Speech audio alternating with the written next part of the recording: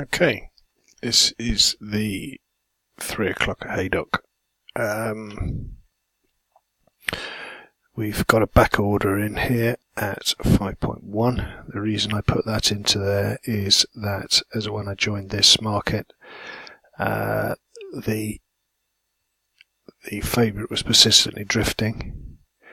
The second favourite was basically flatlining, and I joined at about here. The third favourite was drifting, and the fourth is drifting, so they can't all drift. Therefore, I decided that I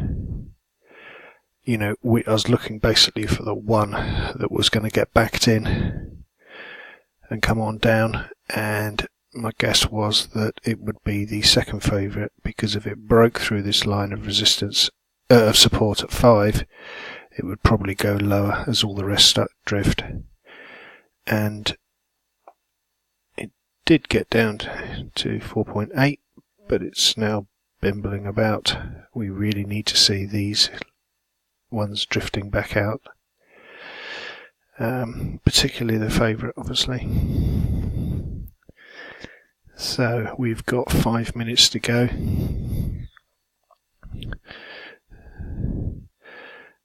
So we've got plenty of time.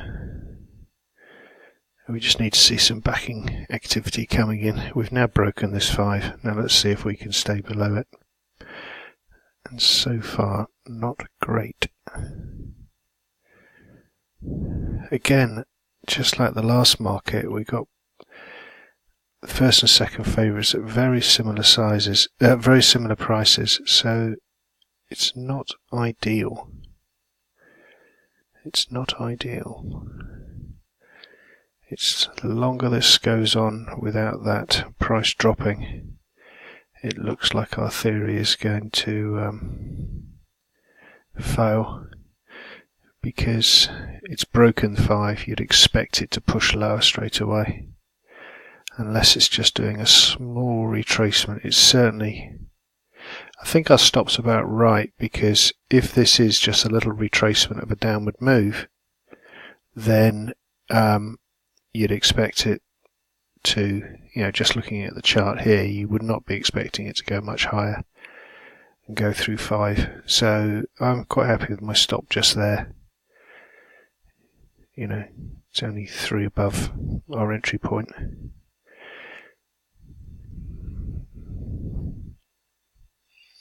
Again, like the other markets, there doesn't seem to be an awful lot of activity. This is one of those types of trades where,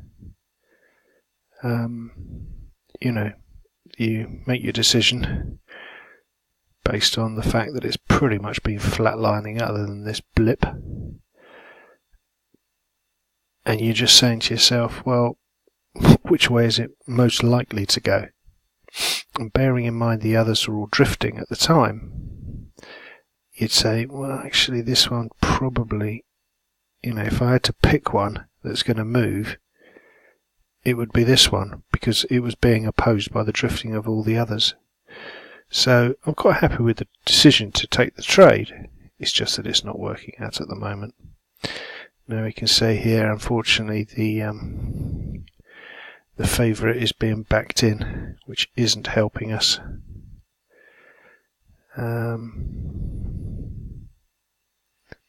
Let's see. Oof, we've got a nice big back order that's come in here now at 5.1. Now if that stays there, happy days. Now, a little bit encouraging is that although our here we go. Although our the favourite has been backed in, our market has not drifted out very far. So you sort of surmise that if the favourite can find support, which it looks as if it is at the moment around 4s, and could start to rise, then that will put pressure on R1 to be backed in. Okay. Now, bearing in mind the time, what I'm going to do is I'm just going to shift these orders up a little bit.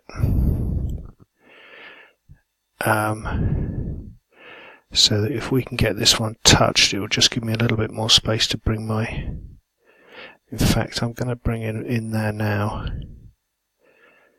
because I don't really want this to turn into a losing trade now. I've been quite patient with this one. There we are. So now we're into a win-win situation. The favourite is still being held up at 4, but we're starting to run out of time here. Let's have a look at the television. We've only got 30 seconds to go, and they are sort of milling around. They haven't started loading yet, so we've got plenty of time.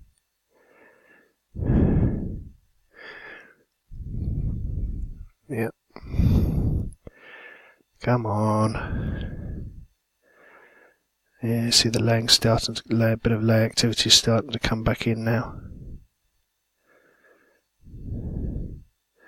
I'm going to have to start. No, I'm going to start taking this out now, because they're starting to load now. It's a shame, because I thought that one could work quite nicely. Anyway, we came out with a profit. That's the most important thing. I think our theory was right. It just didn't work out on the day. Anyway, they're all loading up now, so we will call it a day and move on to the next race.